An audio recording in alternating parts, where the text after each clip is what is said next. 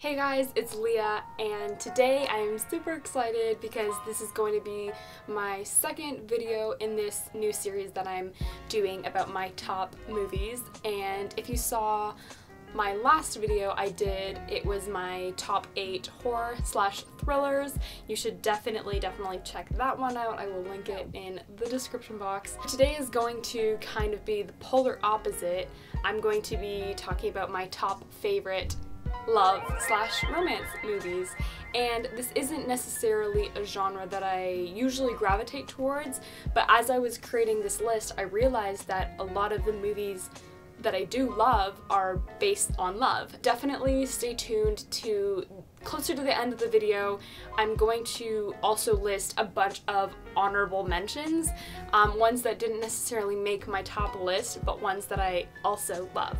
And again, I'm going to read you my description of the film, and then I will tell you a little bit about why I love it. Again, this is completely spoiler-free.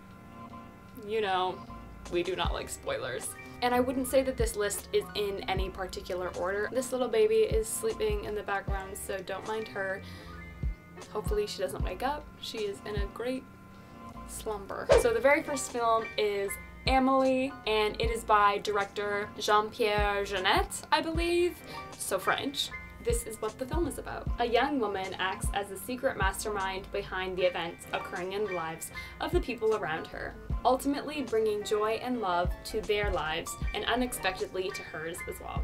So I find this film to be just an absolutely stunning, kind of quirky love story. I remember watching it for the first time, just absolutely adoring it. It is French, so if you don't speak French, you can read the subtitles, but I hope that's not a problem. So my second movie is The Lobster by Yorgos Lanthimos. I believe that is how you pronounce his name, and I will read you the description now. Guests within the society of a special hotel all have one common interest: to find love. The twist is that they must find it within 45 days, or else they will have to be transformed into the animal of their choosing.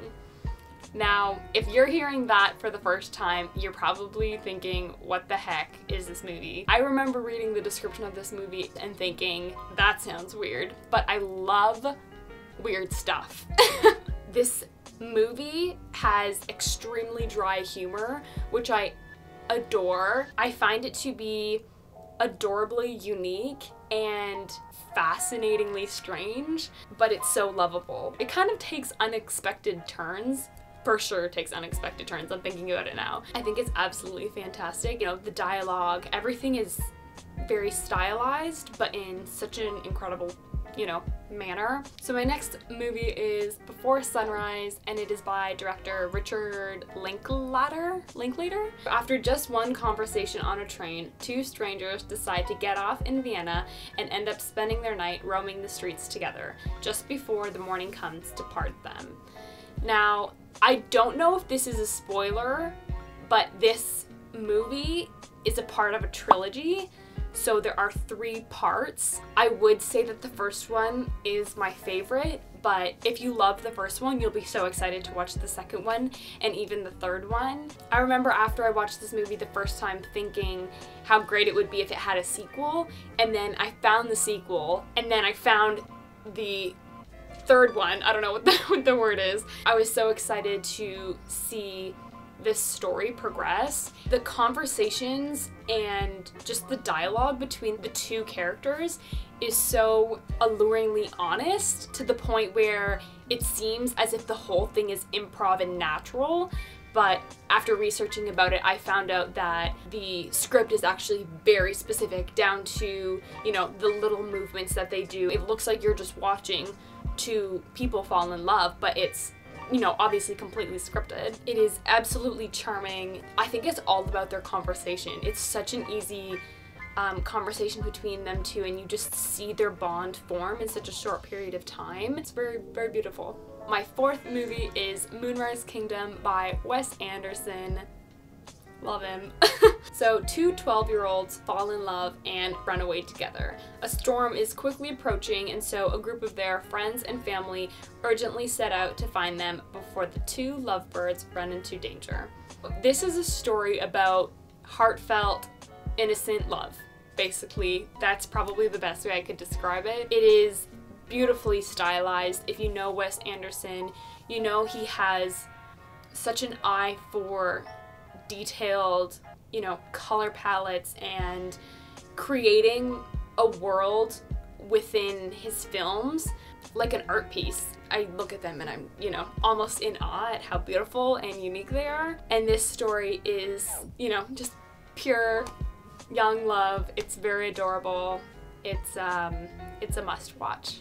So my fifth movie is Warm Bodies by Jonathan Levine, and this is how the story goes. So the undead have taken over the planet, but things change after one zombie in particular saves a human from the other zombies. The zombie slowly begins to feel again as the two form a relationship and journey together. I think this movie is very funny and unusual. You know, a human and a zombie falling in love, that's not something that you normally see, you know, because zombies don't have feelings or emotion. I find it to be very tender and charming. I watched it a couple times and it's just kind of a fun movie to watch. It's a cute one.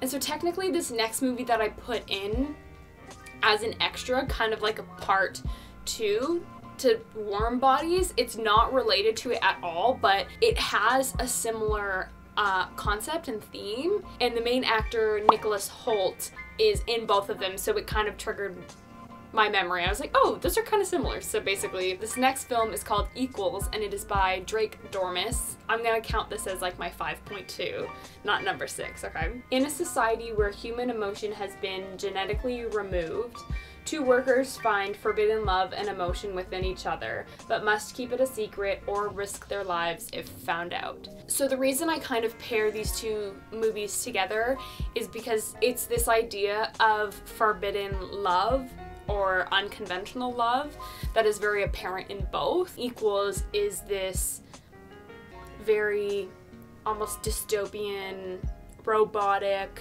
raw, clean looking society. Very different settings, but very similar themes. And if you like Black Mirror, definitely watch Equals because it's almost like a Black Mirror episode. I watched it late at night. This is how I usually watch movies, but I watch them late at night with my really good headphones on, and I watch it on my computer, so it's just me and it's really, really quiet. And I did that with Equals, and I really felt the movie. You kind of feel this raw, new passion that these characters are feeling, and you know, you kind of feel it because they have to be secretive about it. It's amazing. And my next film is one of my favorites. It is Edward Scissorhands by one of my absolute all-time favorite directors, Tim Burton. So Edward Scissorhands is a peculiar and whimsical film about a surprisingly gentle man with scissor blades for hands who falls for the daughter of a local family that takes him in. I would categorize this story as very delicate and unique. Edward Scissorhands is essentially a Frankenstein character, and when he's found and taken in by real humans, he doesn't necessarily fit in, and so it's inspiringly genuine to see him, this weird, you know, strange guy trying to fit in with these normal people and ending up falling for someone, but, you know, not even being able to touch things normally. I definitely see and pick out, you know, the love in this movie. I love the story. I love it. It's great. So my 7th movie is called Candy by director Neil Armfield, and this is how the story goes. After becoming heavily involved with heroin, together two young lovers go through many struggling attempts to get clean. Their love is true, but what happens when that isn't enough? The movie Candy is a heartbreaking and honest love story. I would categorize it as, you know, shocking but lovely. I absolutely adore Heath Ledger. His performance is fantastic. And although this is a very heavy topic, I find that the love between them is so honest and it's so apparent. If you can get past, you know, the intensity of the theme, you'll definitely see the love that they share. And it is heartbreaking, but it's definitely a love story, and you feel for them and you're rooting for them. It's intense. I would categorize it as intense. And my last one, number 8, is called Safety Not Guaranteed by director Colin Trevorrow, and this is how it goes. Accompanied by two co-workers, a dissatisfied magazine intern responds to a bizarre newspaper ad about time travel. After befriending the peculiar man behind the ad, the intern quickly falls for him and his strange ways as she joins him in his time travel quest. When I watch this film, I think of it as a very quirky, romantic, almost Back to the Future kind of film, because if you watch it, the car that the guy drives, it kind of looks like the DeLorean. So when I watched it, and then it's about time travel, so I was like, it's kind of like a spin on Back to the Future. This is definitely an easy watch. I just love it because of the two main characters. She's kind of just unsatisfied with her life, and so she meets this new, interesting, peculiar guy, and he almost lights this fire in her. She's super excited by him, and he's very different. He seems like the kind of person that, you know, is very secluded and alone, and so seeing them bond is just fantastic. I love it.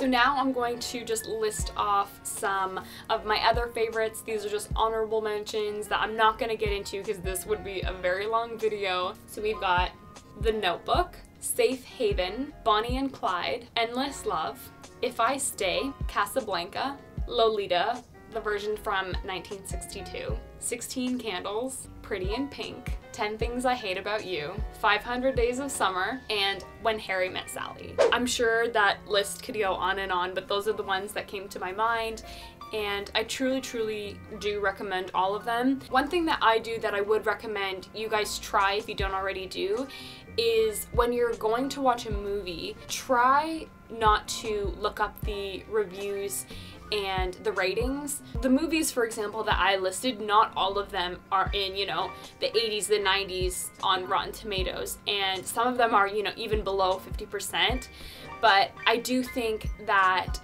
it's completely up to you and how you feel about a movie, because I find sometimes when I read, for example, a bad review about a movie that I loved, sometimes it can twist, you know, oh, maybe I, you know, didn't love that movie as much, but try not to think like that. Try not to read, you know, the bad reviews, or try not to let them affect you. And I've learned to just completely appreciate movies in different ways by not really focusing on, you know, the negatives, reading them and understanding them, but not focusing on them and like letting them taint your mind. Oh, if a movie is below 50%, it's a terrible movie. That's not true. Even if a movie has fantastic reviews, it doesn't mean you're gonna love it either. Whether it's romance or, you know, whatever genre, I highly suggest, you know, branching out, because you never know, there's probably a movie out there that's your favorite that you haven't even watched yet. Can you tell that I love movies? So thank you so much for watching this video, you guys. I really, truly love this series. And so if you guys also love this series as much as I do, please give this video a thumbs up and subscribe if you haven't already. You can turn on this little bell notification so you get notified when we post on Sundays. And if you guys have favorite, you know, movies about love, romantic movies that I hadn't listed in this video, please comment them below and tell me why you love them. I would love to read those comments. I don't know if you can tell, but I'm very passionate about films. And like always, I will see you guys in the next video. Bye!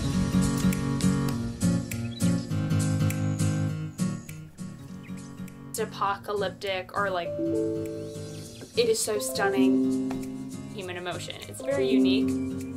Do you see this little kid is still sleeping?